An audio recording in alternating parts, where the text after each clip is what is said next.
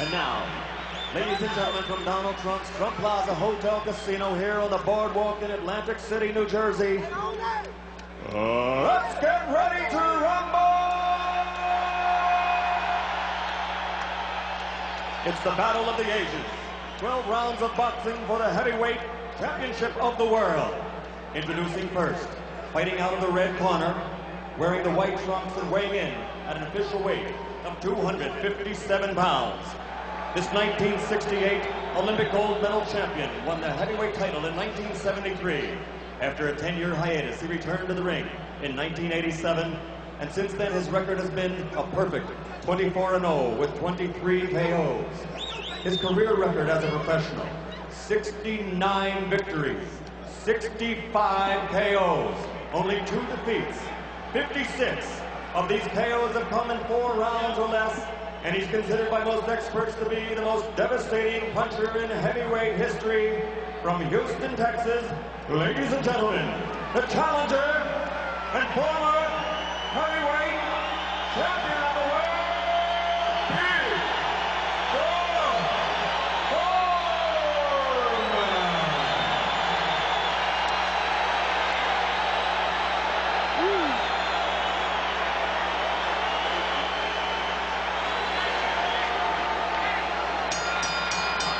and his opponent in the blue corner, wearing the white trunks with multicolored trim, weighed in at an even 208 pounds. He's a member of America's greatest Olympic boxing team, the class of '84. He won a bronze medal that year, and he was the first of that great squad to win a world title as a professional. In only his 12th professional bout, he became the cruiserweight champion. And he is now, in boxing history, the only titleist from that division to step up to the heavyweights and capture that crown also. His overall record as a professional is 25-0 with 21 KOs. More than half of his KO victories have been in 4 rounds or less, and not one heavyweight opponent has made it to the final bell. And for the last 5 years, he's knocked out every opponent he has faced. From Atlanta, Georgia, ladies and gentlemen, presenting the undisputed, undefeated heavyweight champion of the world, the real deal, Evander Holyfield.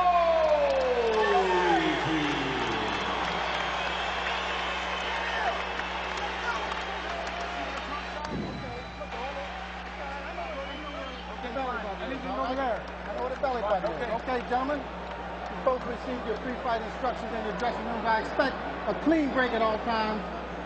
Good luck to both of you. Let's touch gloves.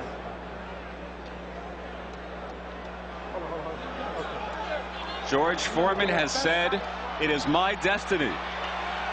I'm a miracle." And the fact that he is here bears out most of that to be true. The final chapter is about to be written. George is laying in his corner. Evander, calm and cool. Both these men seem confident that they're both going to win. Here we go. Round 1, scheduled for 12.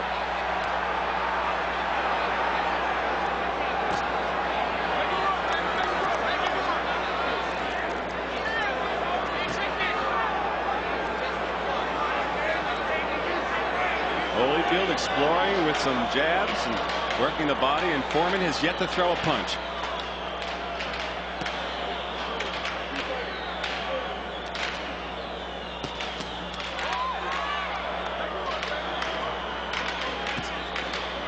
Holyfield, as expected, pressing the action, trying to get a left to the body.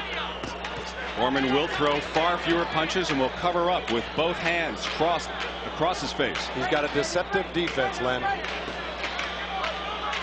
Crosses those arms, blocks a lot of things. He sees a lot of punches coming. He got under that first big left hook of Holyfield's. Made him miss that one. Is Holyfield a bit farther away than you expected him to be? No, this is where he's got to be. He's got to use that speed from the outside here and do exactly that. Pop and go. What happens to all the talk about him sticking right to George's chest to let George punch himself out? Well, I don't think that's such a great strategy, to tell you the truth. He's got the speed. Why get in close with George? Has him sitting right in front of him. Those were quotes from his trainer, Lou Duva. Yeah, I talked to Lou afterwards, and they kind of changed their story, and they felt it best that Holyfield be on the outside. George connect with the left.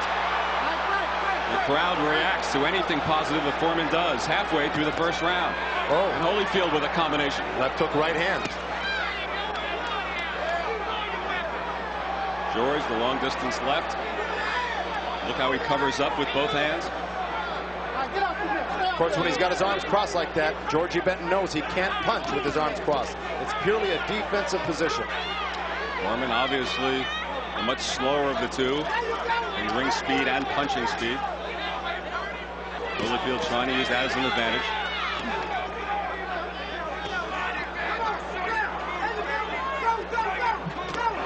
George with a looping right. Way up the mark, went right behind and passed it behind Holyfield's head. Jabbing out of there with the left, Foreman is. And here comes Holyfield. Good left hand by Holyfield. Good left-right left. He threw 3 quick punches and got out and circled around George. And this is what he's got to do. Can he do it for 12 rounds? I don't know.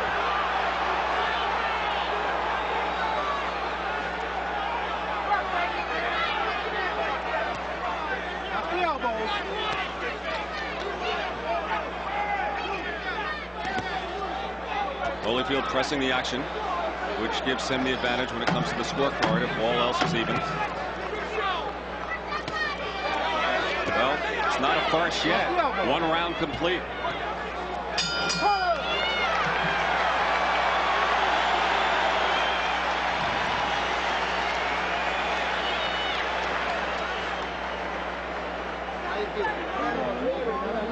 That's your plan, right? That's your plan. Now listen. Use the jab a little more, use the jab a little more. When it gets close to you, cut this. You have to cut these hard. Just the last 2 got to be hard. Keep doing what you do. Keep following.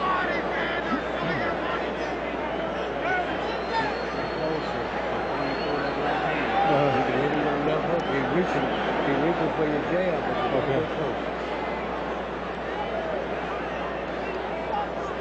I feel that guy be on my right side. You got those combinations. Jesus Christ. That's what you're going to see all night long. As you saw, Holyfield sits, Foreman stands. Foreman never sits between rounds, says he doesn't practice that in sparring, so makes things go faster. So he stands, and they told him to try the left hook, Joe. They told Holyfield also to use that jab.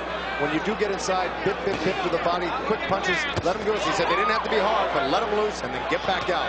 Good right from Holyfield, and then again a left. Remember, in all of the earlier stories, George Foreman said he would knock him out in the 2nd round. That's the round he took care of Joe Frazier back in '73. Right now, Holyfield is just really tattooing George Foreman right now. The speed is really telling the tale. Unless George can land something to the body to slow him down a little bit, start hitting him with the jabs, this could be a trend all night long.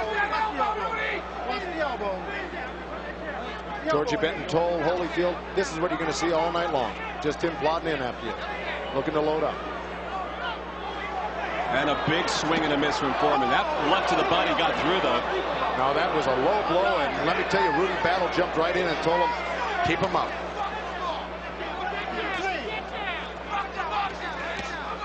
Rudy Battle immediately stopping him and telling him to get the punches up. Now Foreman comes on.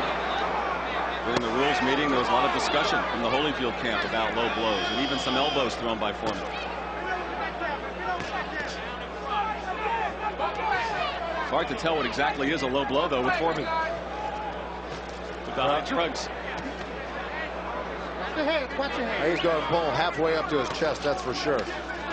But right now, Holyfield is just dominating these first 2 rounds. Oh, and a nice counter right hand out of a crouch.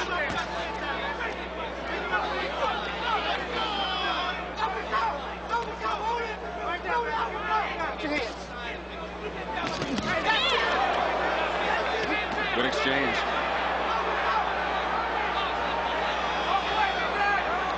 And Holyfield effectively ducking and crouching. Flexibility paying off there. Looked like he ran into a little bit of a left hook. Oh! Foreman on the attack. You're not kidding. Holyfield looks a little stunned, a little weary. He came back with his own left hook. Overhand right from Foreman. Real wide, but 2 good body shots by Foreman. The crowd going nuts here, seeing Foreman score. The 42-year-old right now beating up the kid the 2nd round.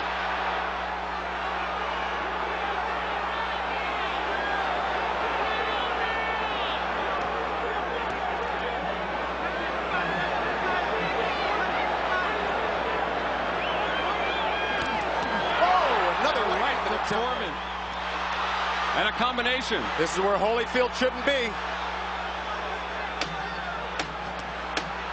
And a wild left by Holyfield. And Holyfield comes in now. That's his instinct, though, to fight back when he gets hit. He's proven that in all of his past fights. Dokes, Alex Stewart, and everyone else. And a little fighting after the bell. Separated by Rudy Battle. What a round for Foreman.